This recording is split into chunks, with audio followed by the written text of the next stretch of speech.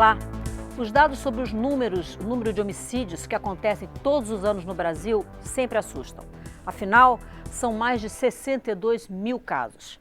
O debate costuma focar as principais causas, os grupos mais vulneráveis e as políticas públicas a serem adotadas. E isso tem mesmo de ser debatido. Mas hoje nos propomos a tratar de um ponto por vezes pouco discutido: a taxa de solução dos homicídios. E a prova de que esse aspecto talvez não receba a devida atenção é a ausência de dados que permitam até mesmo calcular essa taxa.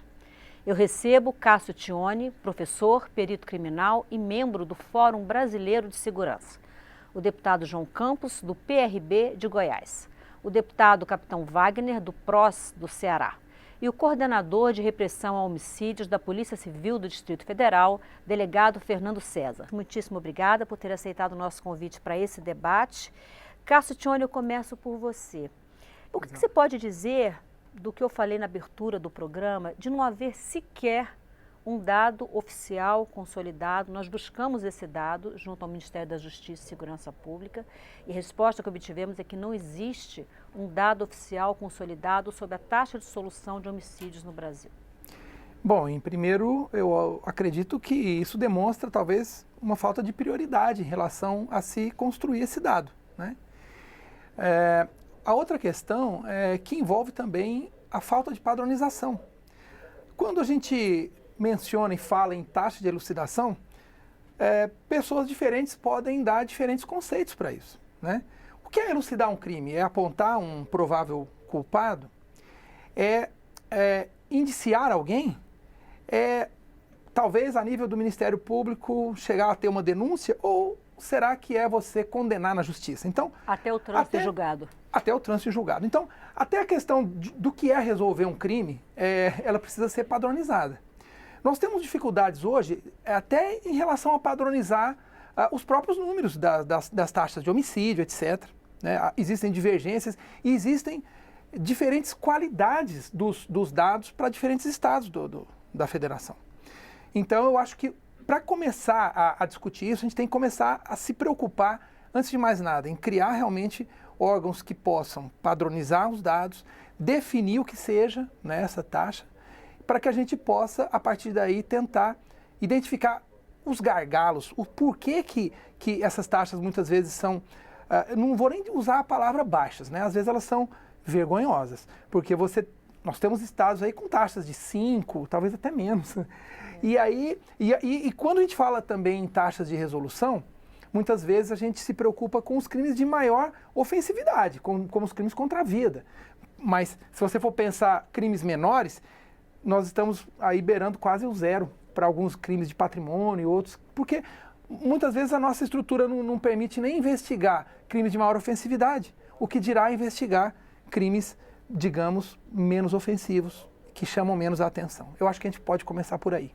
Delegado Fernando César, o Cássio Tioni tocou num ponto que é exatamente um dos pontos que eu trouxe aqui para o nosso debate. O Instituto Sou da Paz, ele está propondo a criação de um indicador nacional de esclarecimento de homicídios.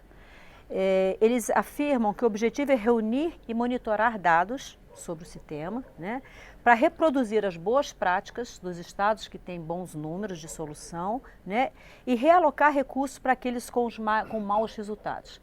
E aí eles propõem algo que o Cássio chamou a atenção, eles propõem que seja considerado esclarecido um homicídio quando houver apresentação da denúncia pelo Ministério Público. Eu queria ouvi-lo em relação a isso, inclusive em relação ao que o Cássio falou, e se na sua avaliação, o seu olhar de delegado, se isso é um bom indicativo. A partir do momento que o Ministério Público apresentou a denúncia, ou talvez até o momento que ela foi recebida, se isso já pode ser considerado uma elucidação. Sim, eu acredito que até mesmo antes do oferecimento da denúncia pelo Ministério Público, né, as polícias judiciárias Brasil afora vem fazendo o seu trabalho, lógico, dentro de um quadro de dificuldade muitas vezes. Brasília não pode ser levado como um exemplo nacional. Nós aqui temos um investimento ainda consistente nas estruturas de polícia judiciária, mas de uma certa forma o órgão que vai realizar a investigação, a elucidação, apresentar os autores é a Polícia Judiciária. Então, acredito que a partir do indiciamento desses autores, isso já seja um indicativo de autoria, porque nós sabemos aqui, principalmente aqueles profissionais que estão envolvidos diretamente na repercussão criminal, Maristela, que após o oferecimento da denúncia ou após esse inquérito ser relatado e encaminhado ao Poder Judiciário, praticamente nada se produz em termos de prova. Na verdade, se repete muitas vezes, até com um corte parcial, o que foi trazido pela investigação policial. Então, eu acredito que um bom índice é o indiciamento pela autoridade policial, porque você consegue controlar ali a atividade de persecução realizada pela polícia, né? E não o oferecimento da denúncia. Nós trabalhamos aqui no DF como índice de elucidação exatamente esse parâmetro, o indiciamento, né, ou autuação em flagrante, enfim, um inquérito concluído e encaminhado ao Ministério Público para oferecimento dessa denúncia, né, uma etapa anterior à proposta pelo Instituto Sou da Paz. Deputado Capitão Wagner Prost, do Ceará. Deputado, na sua avaliação, quais são os principais motivos para a baixa resolução de crimes? Fala-se em fragilidade das provas, déficit de estrutura pericial, demora na investigação policial, são alguns dos fatores que são apresentados. O seu olhar de capitão da Polícia Militar do Ceará, qual é a sua avaliação? Boa noite, Maristela, boa noite, doutor Fernando, amigo João Campos, Cássio. Nossa polícia, na verdade, é uma polícia seletiva, a polícia brasileira, né? Tanto a polícia ostensiva, que é a polícia militar, como a polícia judiciária, por diversas vezes acaba tendo que selecionar qual o crime que vai atender ou que vai investigar. Por diversas vezes eu trabalhando nas ruas e uma série de ocorrências para ser atendida, a gente tinha que escolher qual o crime que a gente ia atender. Um crime de maior potencial ofensivo e até por conta disso, acho que a fala do Cássio, ela tem muita razão quando ele diz que crimes como o furto ou o roubo de celular deve ter uma incidência de solução muito pequena. E eu acho que tem muito a ver com a questão estrutural das forças de segurança. O doutor Fernando foi muito feliz quando ele disse que Brasília não é referência. Brasília tem policiais que são melhor remunerados, tem uma estrutura de material, tanto de viatura, de armamento, de estrutura logística como todo, muito diferente da maioria das polícias do Brasil. Eu sou do Nordeste e os dados que foram divulgados recentemente pelo IPEA mostram, e a gente tem que frisar e ter responsabilidade, são dados de 2017, que a cidade mais violenta do Brasil é Maracanaú. A cidade faz parte da região metropolitana de Fortaleza. A capital mais violenta é Fortaleza. Então, infelizmente, esses dados para uma cidade turística como Fortaleza, para um estado turístico como Ceará, não são positivos. Mas, graças a Deus, a gente tem uma referência positiva referente a 2019, onde houve uma redução em relação a 2018 de cerca de 52% dos homicídios. Isso tem a ver com a ação enérgica que foi tomada pelo governo nos presídios, mas eu tenho dito muito que se não for adotada uma providência para que novas lideranças não surjam nas ruas, de novo esses dados vão crescer. E eu acho que essa questão da elucidação dos crimes tem muito a ver com a falta de estrutura da Polícia Judiciária. De novo eu trago para o Ceará. O efetivo da Polícia Civil do Ceará é o menor do Brasil, em termos proporcionais, pelo número de habitantes. Muitos policiais civis, em vez de estarem nas ruas investigando o crime, estão nas delegacias tomando conta de presos que estão lá, presos porque não há vaga no sistema prisional para ele ser encaminhado da delegacia para o presídio. Então, uma série de problemas estruturais da Polícia Civil levaram, num dado momento, e eu me recordo disso, policiais militares a realizarem atividade policial civil. O policial militar não é formado para isso, e por conta disso, logicamente, como o doutor Fernando falou, as provas que vão ser colhidas não são colhidas adequadamente. Muitas vezes, por conta de algum equívoco, o advogado do acusado vai lá apontar aquele equívoco e vai anular aquela investigação. Então, há uma necessidade de nós discutirmos um plano de segurança para o Brasil. Não adianta a gente tratar da questão da segurança como tem se tratado, que bandido bom é bandido morto, ou que para resolver o problema da segurança a gente tem que só construir escola. Temos que construir escolas, temos que construir presídios, temos que ter um plano para proteger as nossas fronteiras. Quando a gente vê que os Estados Unidos têm 3.500 quilômetros de fronteira com o México e o Brasil tem 16 mil quilômetros de fronteiras com diversos países, e por conta disso a facilitação da entrada de drogas e armas é muito maior, então a gente tem que ter de fato um plano. Esse plano precisa ser nacional, cada estado tem que ter seu plano de segurança, e acho que cada município também tem que ter seu plano de segurança, porque esse discurso de que segurança pública é responsabilidade somente do Estado, ele é vazio. Eu cito rapidamente aqui para passar para os demais, que existem 3 artigos da Constituição que são muito parecidos. Um que fala de saúde, um que fala de educação, um que fala de segurança. Quando se fala de saúde, diz que saúde é dever do Estado. E o município faz saúde, o Estado faz saúde, a União faz saúde. Quando fala de educação é dever do Estado. O município faz educação, o Estado faz educação e a União faz educação. Quando se fala de segurança pública, que diz que é dever do Estado, aí querem dizer que é só dos estados, das 27 unidades da federação. E não é. Cada um tem sua responsabilidade. Isso vai levar a uma discussão sobre o Pacto Federativo, Sim, né? Que é dúvida. tema de outra expressão nacional. Deputado João Campos, antes de passar para o senhor, quero só ouvir rapidinho o Fernando César, ele comentou sobre furto de celular. Eu li alguma coisa no jornal essa semana que em Brasília um percentual muito elevado de latrocínios está ligado a roubo de celular. Exatamente. Crime contra o patrimônio do Distrito Federal tem um incremento muito grande nos últimos anos. E hoje o celular ele representa um bem de elevado valor econômico, né? É muito comum.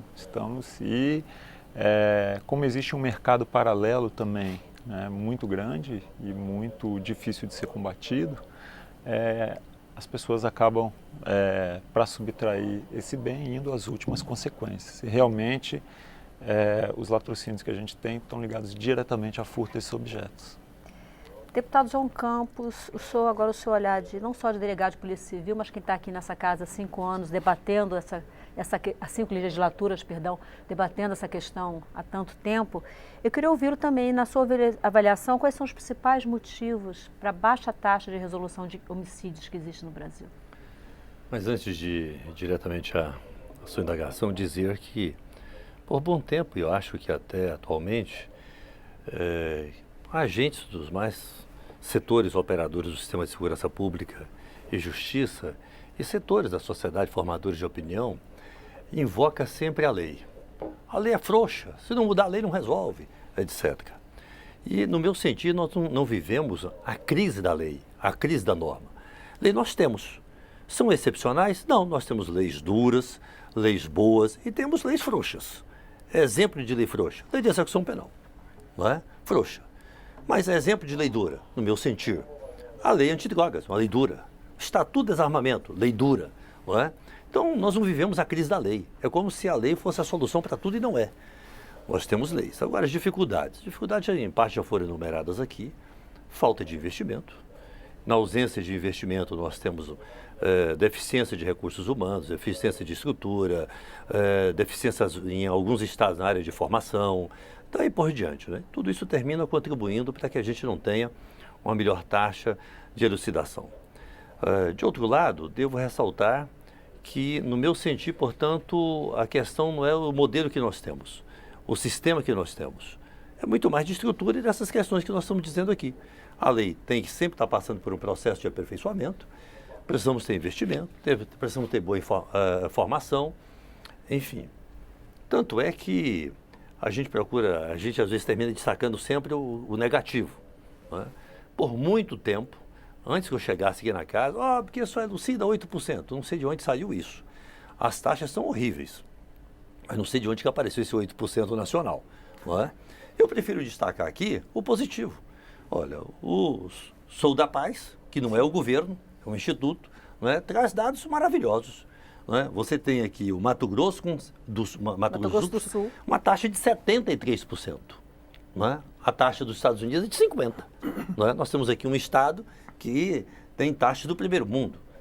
E com detalhe, você tem países do primeiro mundo que a taxa é de 97%, mas que a incidência criminal é mínima. Tem 30 homicídios por ano. Aí esclareceu 97% deles, paciência, né? A gente faz essa análise aqui em circunscrições nossas do DF, exatamente essa. É uma variação de uma para outra, dependendo da característica, né? Décimo DP, por exemplo, 5 homicídios anos, 100% de elucidação. Então nós já trabalho com índice baixíssimo, consegue apurar 100% daqueles crimes. Sim. A demanda é Então menor. nós temos estados no menor. Brasil que a taxa de elucidação deixa muito a desejar, é fato. Mas graças a Deus nós temos estados que a taxa é maravilhosa. Citei o exemplo do Mato Grosso do Sul, mas vamos pegar um estado que tem uma complexidade imensa, São Paulo. São Paulo, os índices de violência vem reduzindo ano a ano e a taxa de elucidação é uma taxa muito expressiva.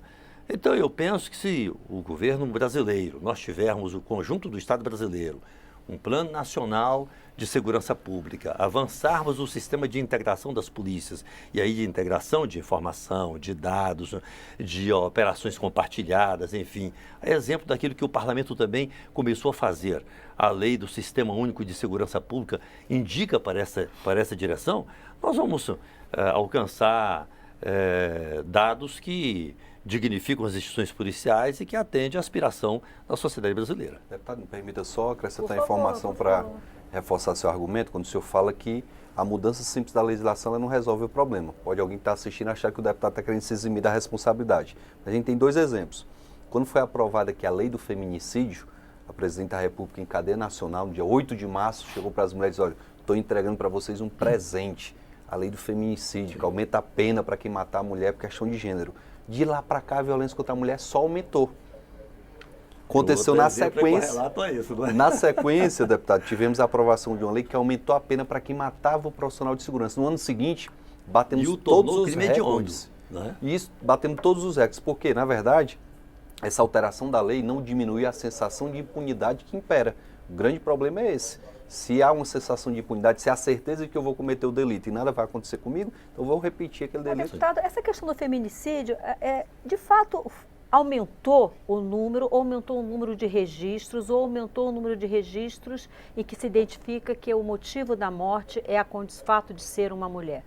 Porque eu fico perguntando até que ponto essas mortes já não aconteciam, e não só as mortes, mas toda a violência contra a mulher sempre aconteceu. Se a gente parar para pensar em vizinhos, em parentes, enfim, sempre aconteceu e que as mulheres não denunciavam. A própria mídia não dava tanta visibilidade aos fatos. A ausência dessa estatística, desses dados que foi citado no início aqui, é que nos deixa, logicamente, sem ter a certeza da resposta. Mas uma coisa me chama a atenção também hoje, eu acho que a falta de capacidade de indignação da sociedade. Eu tenho um exemplo que eu cito às vezes, as pessoas acham que eu estou sendo radical, mas não. A gente teve a morte de um cachorrinho lá no Carrefour, acho que foi em São Paulo, que toda a sociedade brasileira colocou lá no seu Instagram, no seu Facebook, foi um absurdo. Lá no Ceará, na mesma semana, arrancaram a cabeça de 2 mulheres. E foi filmado, doutor João Campos. Filmado, as pessoas lá arrancando um pedaço do dedo da mulher, depois a mão, o braço, depois o cara arrancou as 2 cabeças, tudo filmado e colocado na rede social. E a sociedade não se indignou tanto quanto se indignou quando mataram o animal. Eu acho que a gente tem que sim se indignar quando se mata o animal de forma cruel, mas parece que o pessoal está acostumado já com a morte do ser humano, parece que é natural. Ainda mais que eram 2 mulheres. Aí tentaram encontrar a justificativa, não, porque ela era da facção A e a facção B estava lá se vingando. Infelizmente, a sociedade está perdendo a sua capacidade de se indignar. Ela está se acostumando com isso, parece natural. Você passa por um ser humano morto na via e não se indigna.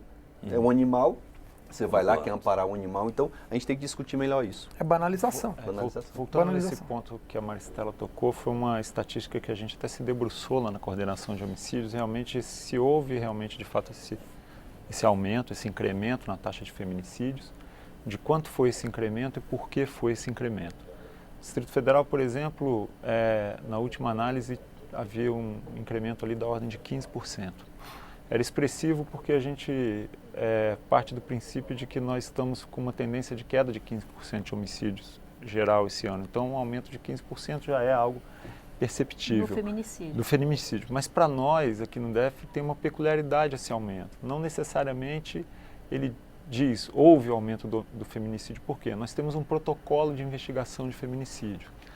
Então, se nós temos um crime, vítima mulher, crime de homicídio, vítima mulher, existe um indício mínimo ali de que isso possa ter relação, né, com o fato dela ser mulher, violência doméstica, etc. A ocorrência policial ela é registrada como feminicídio. para que o procedimento de investigação, principalmente as perícias sejam mais necessárias, rigorosos, sejam feitas sob um protocolo de investigação de feminicídio.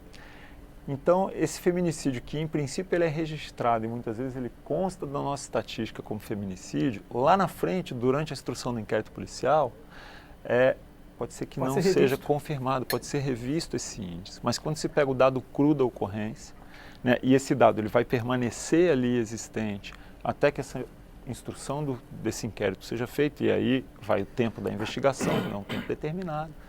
Então, realmente, a gente não tem como afirmar... E a notícia, quando é dada, no primeiro momento, é dada como feminicídio. Mas temos vários casos que foram parar na coordenação, comunidade especializada, casos não elucidados em delegacias circunscricionais de área, que, após a instrução, se viu, não, aqui não está diante de feminicídio, se está diante de uma guerra de facção, uma briga por tráfico de entorpecentes, enfim...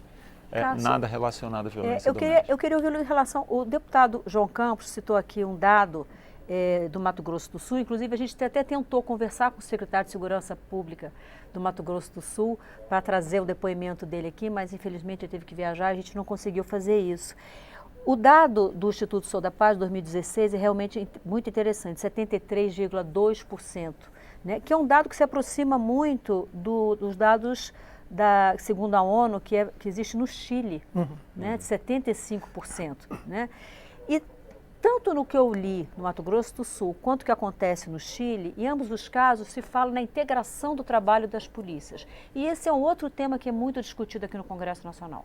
Seja pela integração total, sim, né? Há propostas, o deputado João Campos sabe bem disso, de unificação das polícias, seja pela integração do trabalho das polícias, seja a chamada polícia de ciclo completo, né? Queria ouvir um pouco em relação ao peso do trabalho integrado das polícias na solução de crimes desse tipo.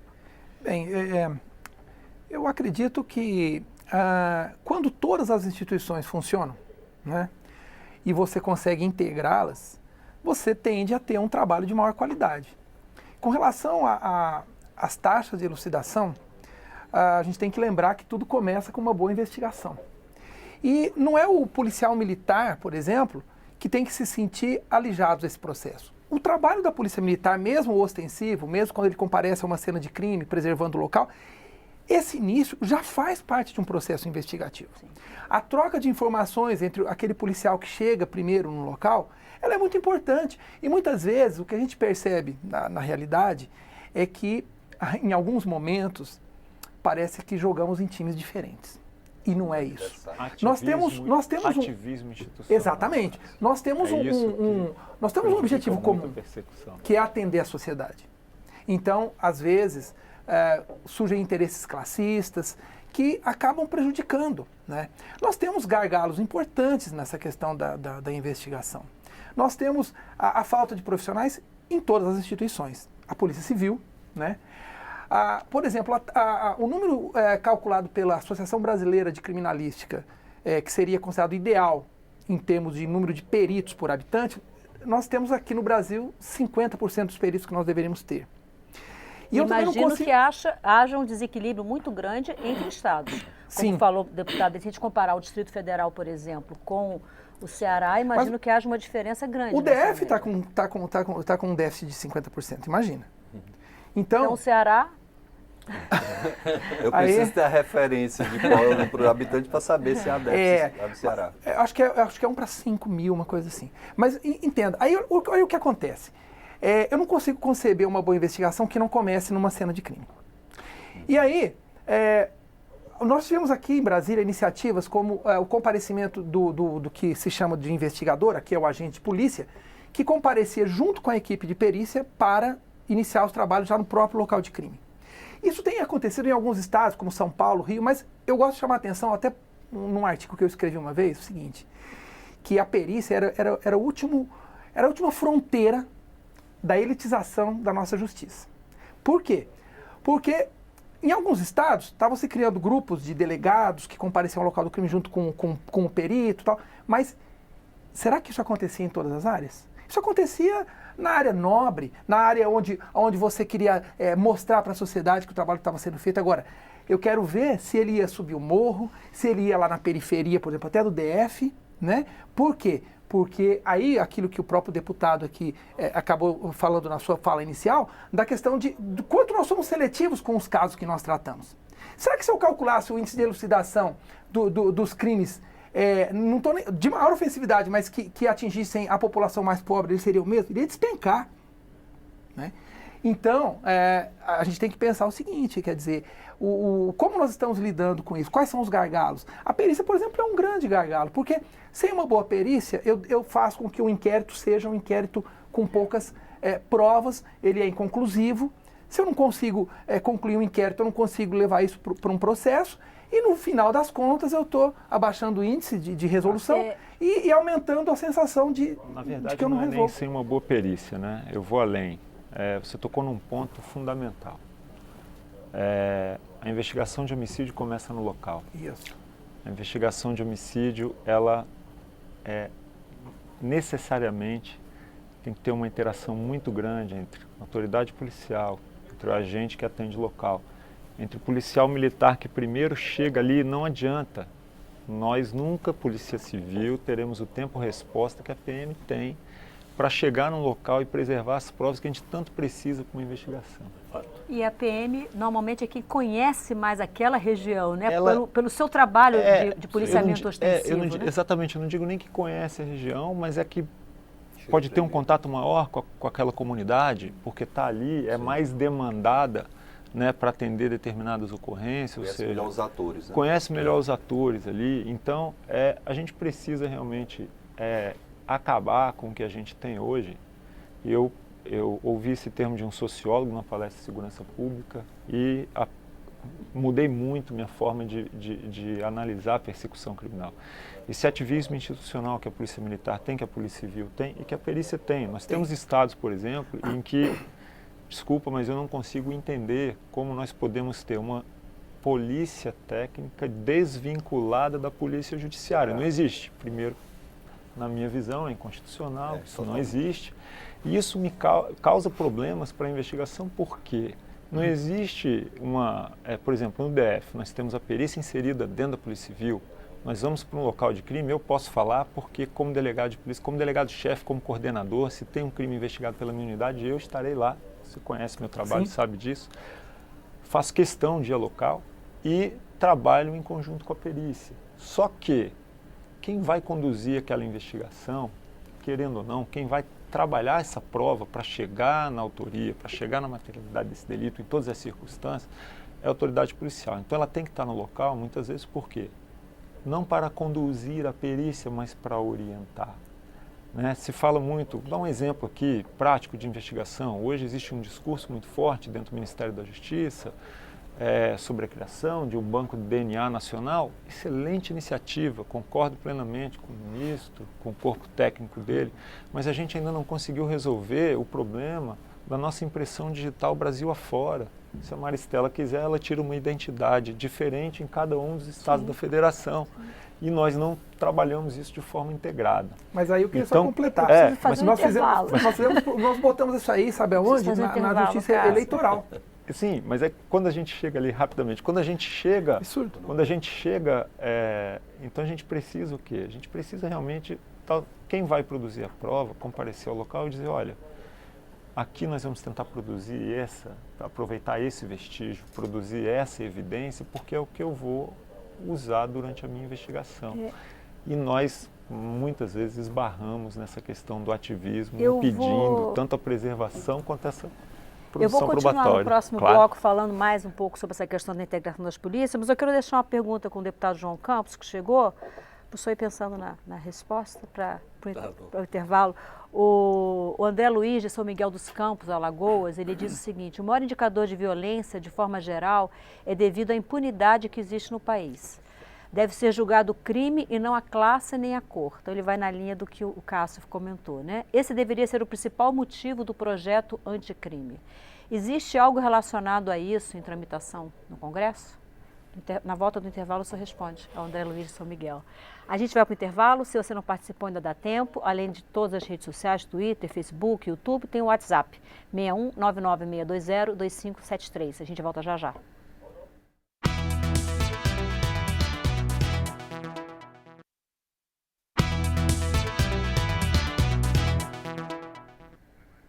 Olá, o Inspeção Nacional está de volta. Hoje nós estamos falando da baixa taxa de solução dos homicídios no Brasil. Deputado João Campos, no final do bloco, eu deixei uma pergunta aqui do André Luiz, de São Miguel dos Campos, Alagoas, eu vou repetir. Ele diz o seguinte: o maior indicador da violência, de forma geral, é a impunidade que existe no país. Deve ser julgado o crime e não a classe nem a cor. Esse deveria ser o principal motivo do projeto anticrime, né? Acho que ele se refere ao projeto anticrime do ministro Sérgio Moro, que está em análise na Câmara. Existe algo relacionado a isso em tramitação no Congresso? Bom, primeiro, concordar com o André, né? A impunidade é um fator preponderante, estimulador da criminalidade, né? Em relação ao projeto anticrime ou alguma outra iniciativa que leve em conta não o crime em si, mas quem sabe a característica do criminoso, enfim, eu não consigo identificar isso. Eu acho que nós temos algumas situações, mas que não é da lei. Até porque isso seria inconstitucional se assim estivesse. Necessariamente. Na lei, né? Nós temos algumas situações que terminam direcionando a atuação do Estado para determinados grupos, mas que a motivação não é o sentimento de discriminação, de preconceito, me parece que é a conjuntura do Estado. Por exemplo, nós estamos falando de investigação. Quantas polícias têm grupos especializados para investigar sequestro? Pobre não é vítima de sequestro, não é? Quantas polícias investigativas têm grupo específico para investigar assalto a banco, não é? E aí, é banco, estou falando de banco, não estou falando de o microempresário, o empreendedor individual, daí por diante. E para isso não tem. Mas me parece que é muito mais uma conjuntura e não um sentimento, não é? De discriminação, de preconceito ou coisa dessa natureza. A conjuntura termina impondo isso. Uma outra situação que termina acontecendo, e aí quem sabe a mídia até concorra para isso. Vamos falar de homicídio. Foi vítima de homicídio o filho de um desembargador. A mídia toda vai noticiar isso e aí até a atenção que a mídia dá faz com que a polícia dê prioridade a isso. E todo dia mata-se o filho do cidadão comum e a própria mídia não noticia. Isso termina às vezes fazendo com que a própria instituição investigativa não dê a mesma atenção. Situações dessa natureza, mas não a legislação ou iniciativas legislativas. Isso eu não identifico sequer no projeto anticrime do ministro Moro. Deputado, em relação ao que a gente falava no primeiro bloco, eu queria ouvir também essa questão da integração do trabalho das polícias. Em que medida isso contribui efetivamente? Isso eu acho que do ponto de vista da estrutura que existe hoje na Constituição, inclusive, do trabalho das polícias, deve haver uma integração maior ou só acho que é troca de informações? Como é que você acha que deve acontecer?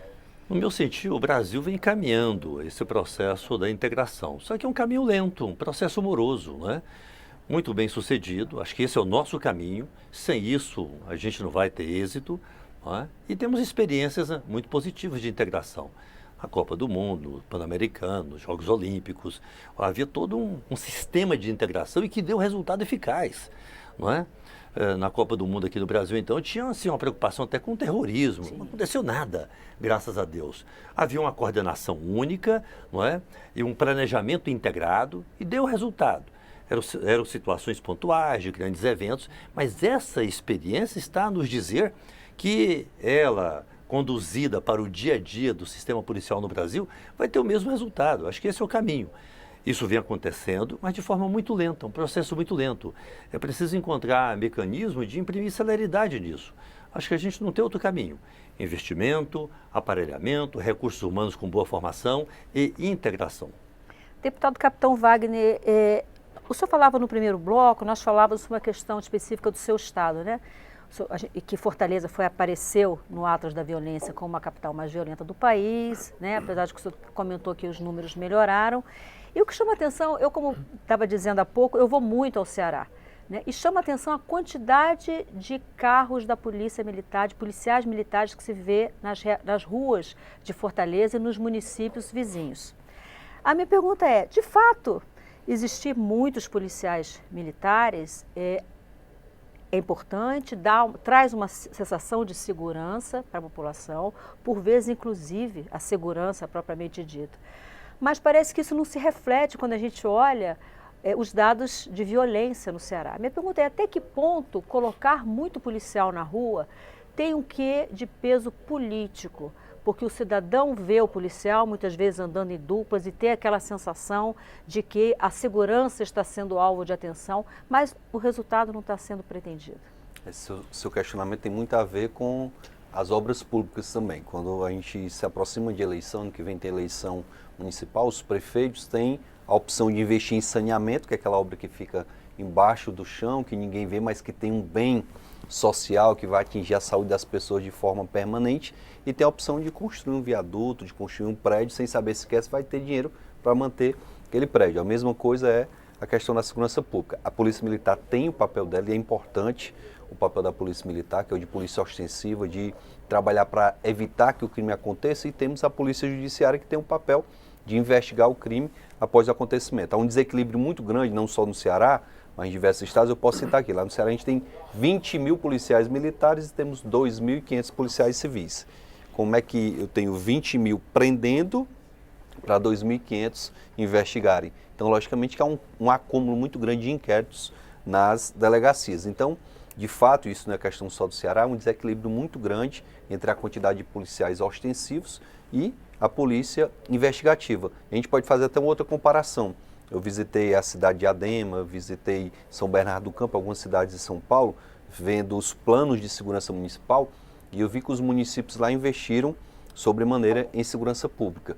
E a gente discute, por exemplo, em virtude dos assaltos a ônibus que acontecem em toda a grande metrópole, a questão de uma ferramenta para tentar minimizar aqueles assaltos. Se deu uma ideia num dado momento, é uma ideia até ridícula, de se colocar guardas municipais fardados nos ônibus. Logicamente que isso não vai ter qualquer efeito de redução da criminalidade. Tá, o guarda municipal fardado, o bandido não vai agir, mas vai procurar um ônibus que não tenha o guarda municipal fardado. Logicamente que aí a mídia tem um papel importante, como o doutor João Campos acabou de falar. Eu trago o relato aqui de um fato que aconteceu em Niterói. A cidade de Niterói, o prefeito anunciou que ia trazer um sistema de câmeras que existia em São Bernardo do Campo, que identificava a placa do veículo, se fosse um veículo roubado, acionava na central um alarme e de pronto a viatura abordava e efetuava a prisão. Só o anúncio, só a mensagem positiva, gerou uma redução de 30% dos roubos e furtos de veículos naquele mês que ele anunciou, sem que ele tivesse adotado... O anúncio de uma ação de inteligência. Sim, de uma ação de inteligência, porque os bandidos passaram a imaginar, peraí, se a gente circular com o nosso carro naquela cidade, com um carro roubado, a gente vai ser pego. A mesma coisa seria dizer, a prefeitura anunciar de repente que a partir daquele momento teria guardas municipais à paisana nos ônibus. No dia que se efetuasse uma prisão, o efeito psicológico daqui, peraí, todo ônibus tem agora guarda municipal à paisana. Então, é a relação do policiamento ostensivo com o serviço de inteligência. A inteligência não envolve só a investigação, envolve a Polícia Militar pode fazer um serviço de inteligência, pegar as estatísticas criminais e usar através dessa estatística criminal o direcionamento, o seu policiamento. Então o que está faltando é o uso dessa inteligência e uma maior integração, como falou aqui o doutor João Campos. Eu queria aproveitar essa fala do capitão Wagner. Ele disse o seguinte, olha, só de anunciar determinada ferramenta já inibiu. Bom, nós tivemos aqui no Brasil agora, o primeiro quadrimestre, uma redução linear de 25% dos homicídios. A polícia é a mesma, não mudou os recursos, não é?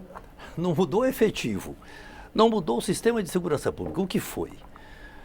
Eu acho que tem que aprofundar um estudo para ver o que contribuiu para isso, mas acho que uma das coisas que contribuiu para isso é uma postura muito clara, não só do governo federal, mas dos governos estaduais, em relação à criminalidade agora.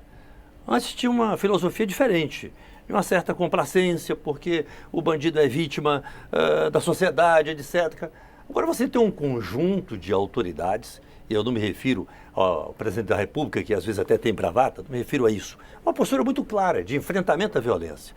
É o chamado contágio hierárquico.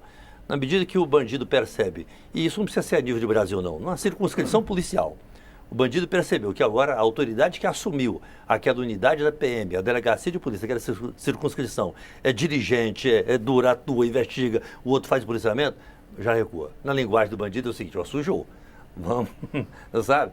Eu acho que essa postura por si só tem consequência. Cássio Tioni, eu queria aproveitar, antes de você falar, e colocar um comentário que chegou aqui, que eu acho que pode agregar a sua avaliação. O Ricardo Simões, via Facebook, ele diz o seguinte, essa postura de defender que a PM mate mais, ou que seja ainda mais agressivo durante as operações, isso não tem potencial para incentivar o crime de homicídio ou execução por parte de policiais despreparados e que já não respeitam a lei que existe? Eu ia, em cima da fala do deputado, eu ia justamente mencionar que há que se ter um certo cuidado, porque nós podemos chamar de um dos efeitos colaterais que a gente tem percebido, é algo que já existia, né, e que também pode ser considerado como uma taxa alarmante, que é a de vitimização e da letalidade policial. Nós somos um país onde a polícia mata muito e também morre muito. Inclusive fora de serviço. Exatamente. Aí é um outro ponto que tem que ser muito discutido. Mas, realmente, exacerbar essa guerra, né, nós temos que lembrar que todos estão sujeitos à mesma lei, inclusive os policiais, dentro dos limites da lei. E é por isso que a gente precisa lembrar que tem que ter um cuidado, porque quem vai acabar sendo a vítima dessa guerra ou dessa licença para matar, né, nós já sabemos quem vai ser. Ou seja, vão ser justamente as camadas da população que estão mais sujeitas ou eu diria mais vulneráveis, né? A vulnerabilidade dessas populações acaba sendo muito maior. Então, a gente tem que ter um pouco de cuidado também. Inclusive, isso também tem um outro ponto relacionado à questão do desarmamento, né? O Fórum, o Sou da Paz, as entidades da sociedade civil têm uma postura muito clara, que é a de manter a lei do desarmamento e até melhorá-la, aprimorá-la, né? Não somos favoráveis à disseminação de armas de fogo. O próprio IPEA tem estudos que demonstram que mais armas, mais crimes. E aí a gente tem que deixar muito claro que essa posição é uma posição de quem realmente participa da academia, quem estuda a questão relacionada aos armamentos na população. De quem investiga. Delegado Concordo com Fernando você César, plenamente. Eu quero ouvir então a sua avaliação mais em relação armas, a isso. mais crimes violentos, não tem como a conta ser diferente. E em relação a essa percepção trazida pelo deputado João Campos, de que a percepção, a visão de que os agentes, as pessoas agora que estão envolvidas com isso, tendem a ser mais duras, isso já causa uma... Eu comentava aqui no intervalo, deputado, realmente a gente tem observado nas nossas investigações uma mudança realmente. Esse perfil, eu não diria mais duro, mas eu diria menos transigente com o crime, menos transigente com o ilícito, ele produz realmente, vem produzindo essa baixa da criminalidade, essa diminuição de atividade criminosa. A gente tem percebido isso em investigações. Então, se vê muito, por exemplo, no âmbito da Polícia Civil, uma ação sobre organizações criminosas, né, facções criminosas. Nós criamos, ano passado, uma divisão de repressão a facções criminosas, é pioneira no Brasil. Fizemos várias operações com condenações judiciais, condenações altas. Então, hoje, tudo que as pessoas que estão envolvidas nesse tipo de criminalidade querem é negar seu envolvimento em facção, porque sabem que vão ser alvo de uma postura mais contundente, né, dos órgãos de repressão, da própria justiça. Então, isso de fato é verdade. Nós vemos uma percepção realmente que, e a gente, né, acaba pegando muito isso durante a atividade investigativa, né, de que agora a conversa é diferente realmente, de que há uma postura realmente de não transigir mais com a atividade delituosa. Só aproveitar a fala do doutor Fernando, ele conhece um pouquinho do que eu vou falar. Eu acho que a gente pode sim ter uma fala dura e disciplinadora, como o deputado João Campos falou, mas tem que ter responsabilidade. Sim, aí de novo eu cito o Estado do Ceará. Tivemos um secretário de segurança que chegou lá, a primeira frase que ele disse para a imprensa foi: olha, bandido comigo, ou é cadeia ou é cemitério. Batemos o recorde de homicídios no Estado do Ceará. É absurdo isso. Por conta desse discurso. Muito mais policiais morreram por conta desse discurso, que os policiais foram para o confronto, a gente não teve a solução do problema. Aí tivemos a chegada no Ceará do Mauro Albuquerque, secretário de administração penitenciária, que age com rigor, com disciplina. Exatamente. E pouco fala. Se quer dar entrevista, ele dá. Mas os bandidos sabem que lá no presídio está sendo administrado pelo Mauro, eles vão ser tratados com respeito, todos os direitos deles vão ser preservados. Exatamente. Mas a disciplina e a execução da lei, de execuções penais, que muito embora seja falha, lá é feita ao pé da letra. O bandido, aliás, o criminoso que está lá cumprindo a pena dele, ele sabe que a facção que dominava o presídio não domina mais. Porque hoje existe um Estado forte, justamente por conta desse posicionamento firme. Ele tem uma equipe de confiança, ele foi lá e fez o sistema que era considerado irresolutivo, hoje um sistema que é referência, inclusive, a nível de Nordeste. Então, dá para se ter esse discurso, essa fala, sem bravatas. Eu sou completamente contra esse discurso, bandido bom é bandido morto. Esse é um discurso fácil de se fazer para quem quer aparecer.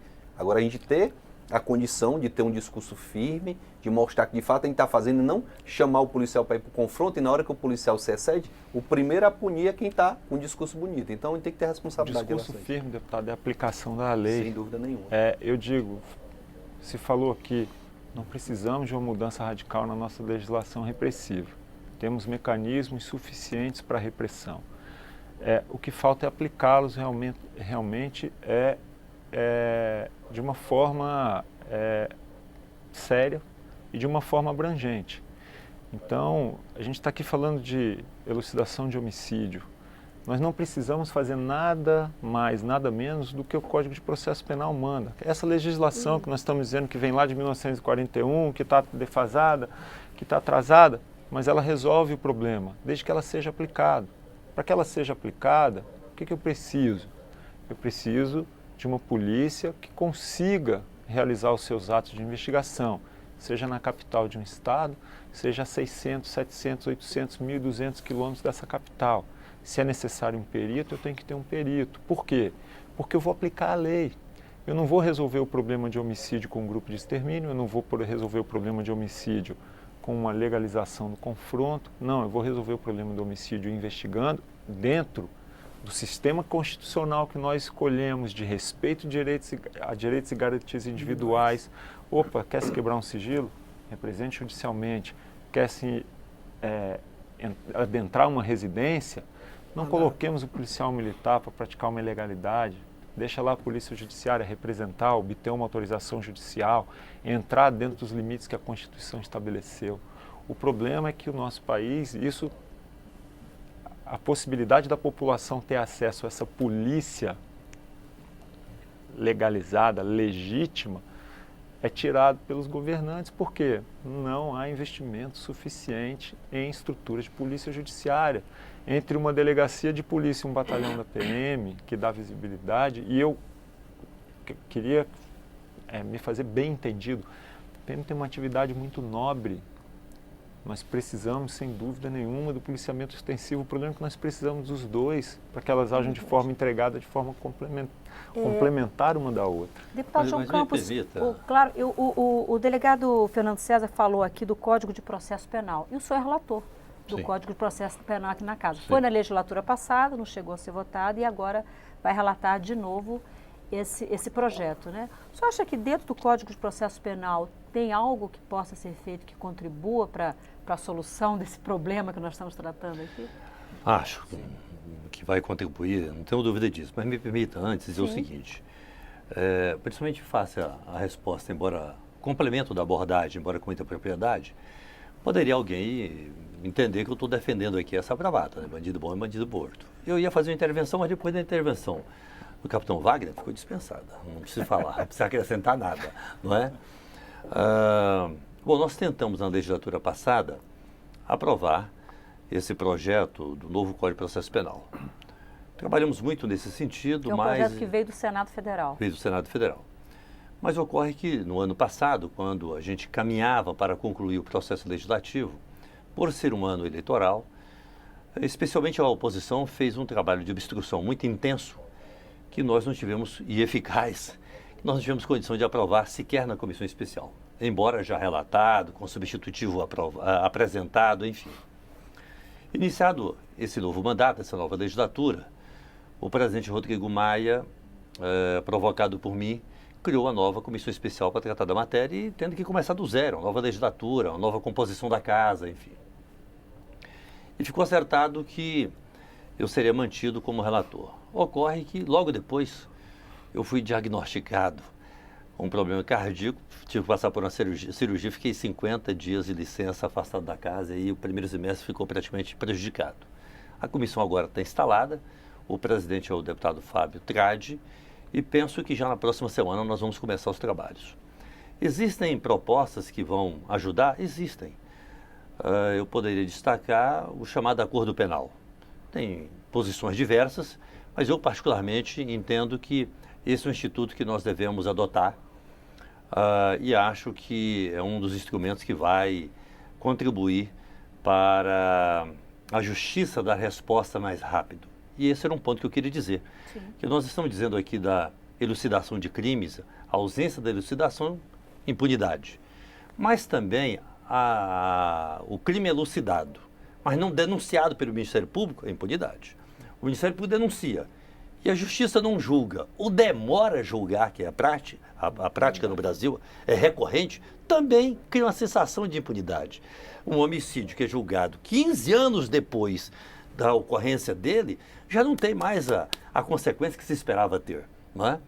E a adoção do instituto chamado Acordo Penal, que estou chamando de julgamento antecipado, acho que vai contribuir para a gente encurtar os prazos de julgamento. Pretende-se, eu coloquei isso no meu relatório, estabelecer prazos para prisão preventiva e outros instrumentos.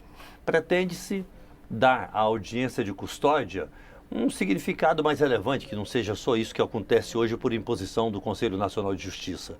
Que a audiência de custódia não seja apenas para aferir a legalidade e verificar se o preso foi vítima de algum abuso, coisa dessa natureza. Quem sabe a gente possa dar à audiência de custódia um papel mais relevante do que esse, não que esse seja relevante. Até porque tem muitas vozes contra a audiência de custódia, mas no meu sentir, politicamente ela veio para ficar. Eu acho que a gente precisa dar uma configuração adequada, com todo respeito àqueles que pensam contra. A figura do juiz de instrução, eu inicialmente fui contra, mas acho que nós encontramos um mecanismo de manter o juiz de garantias, melhor dizendo, o juiz de garantias, sem ter que a gente multiplicar a estrutura do judiciário, que já está defasada. Falta juiz em tudo quanto é lugar, não é? E isso contribui para a impunidade também. Há um conjunto de situações no novo Código de Processo Penal que eu acho que vai contribuir. Ele é a solução para tudo? Claro que não é. É apenas mais uma ferramenta a regulamentar adequadamente a cooperação jurídica internacional. É muito importante, porque hoje a maioria dos crimes praticados por organização criminosa, associações criminosas, são de natureza transnacional. Sim. Se nós não tivermos esse instituto devidamente regulamentado, a gente vai continuar tendo prejuízo. Deputado, eu infelizmente tenho que terminar o programa, mas eu quero antes convidá-lo a voltar, quando o relatório estiver pronto, voltar ao Expressão Nacional para a gente debater o seu relatório. Virei com muito prazer. Tá bom?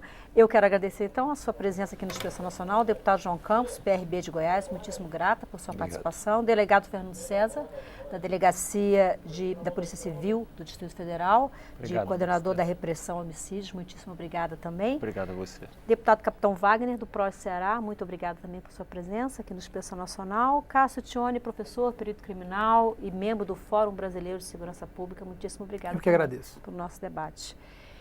Você de casa que nos prestigiou com a sua audiência, com a sua participação, muitíssimo obrigada também. Na próxima semana vamos falar do Futurice, o programa apresentado pelo Ministério da Educação como forma de melhorar a gestão das universidades federais, mas que não foi nada bem recebido pela comunidade acadêmica.